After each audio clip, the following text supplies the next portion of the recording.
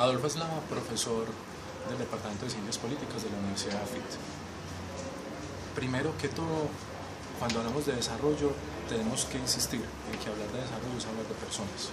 Si le podemos poner algún adjetivo al término desarrollo, tiene que ser desarrollo humano. Si todos tenemos esa claridad, según la cual todas las políticas, todas las decisiones, todas las acciones alrededor del desarrollo tienen como objetivo a los seres humanos, entonces ahí podemos hablar realmente de un norte común, ahí realmente podemos hablar de articulación de actores, de acciones conjuntas y sobre todo de impacto, que es al final de lo que queremos hablar. Que si hablamos de desarrollo, a mi modo de ver, lo que queremos obtener al final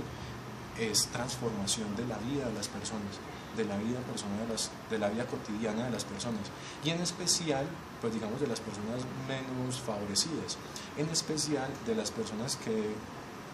históricamente han estado excluidas de los beneficios, sea del mercado, de los beneficios del Estado. Esa tiene que ser una preocupación central de todos los actores, llámese ciudadano, llámese académico, llámese empresario. Esa es la preocupación central, las personas. Y en ese sentido, las cajas de compensación aparecen como un actor, y yo diría que no un actor más, un actor también protagónico en esa labor de desarrollo. Las cajas de compensación nacen en este país justamente a partir de esa inquietud de empresarios, y nacen aquí en Medellín, de empresarios que piensan en el bienestar de sus trabajadores, que piensan en ampliarle lo que llamaría Amartya Sen las capacidades a las personas, y ahí las cajas de compensación están llamadas a ese papel. Digamos, el contexto laboral pues cambió radicalmente de los 50 a esta parte, pero en el fondo la esencia sigue siendo la misma. La esencia es transformarle la vida a esas personas que tradicionalmente han estado excluidas de los beneficios de la empresa, de los beneficios del mercado en general y del Estado, con un atenuante, digamos, como con una característica especial de las cajas de compensación. Por definición, tienen un lugar de trabajo, un lugar de encuentro, un espacio clásico, natural, y es la familia. La familia tiene que ser central, la familia tiene que ser central como política de Estado. La familia tiene que ser central cuando hablamos de planes de desarrollo territoriales, y en particular una caja de compensación familiar pues justamente también tiene que estar volcada al bienestar de la familia,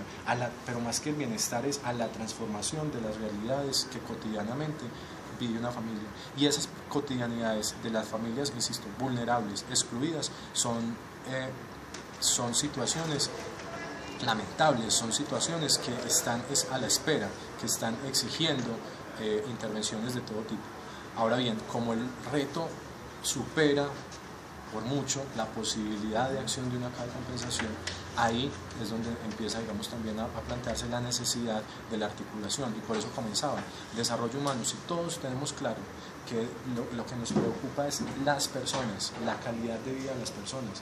la vida cotidiana de las personas, allí sumamos actores, y las cajas de compensación están llamadas a ser ese líder, digamos, por la credibilidad que tienen, por la trayectoria que tienen, a ser ese líder que ponga a conversar Estado, academia, empresarios en función de ese propósito común, que es el bienestar de la familia. Y las palabras innovación, competitividad, sostenibilidad, ¿cómo se le suman a ese desarrollo o cómo hacen complemento para que efectivamente exista un desarrollo y una transformación de todas esas personas? Efectivamente es trabajarlas como complemento. Decimos humano como adjetivo central de esas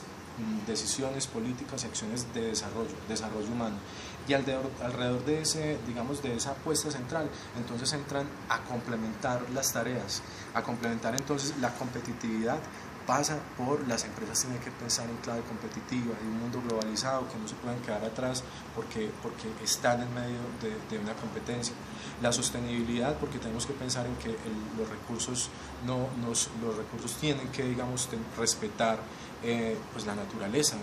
respetar el medio ambiente, y en particular el tema de innovación sí que estamos llamados a darle la vuelta. Normalmente asociamos innovación digamos, como a sus características, si se quiere, económicas y productivas, y la innovación tiene que estar fundamentalmente centrada, volcada a lo social, a innovación en las prácticas de lo social, de cómo los subsidios se pueden innovar, de cómo la articulación, de cómo las prácticas de trabajo conjunto entre organizaciones sociales, entre Estado, entre academia, cómo innovar esas prácticas, cómo meterle innovación real a pensar los problemas de la pobreza, a pensar los problemas de la exclusión. Ahí digamos como que la innovación, a mi modo de ver, es central, es como si se quiere una forma de operativizar las apuestas comunes de desarrollo humano, pasa por innovación social, en donde todos los actores estén abiertos como a cuestionarse y a redescubrir las formas de hacer,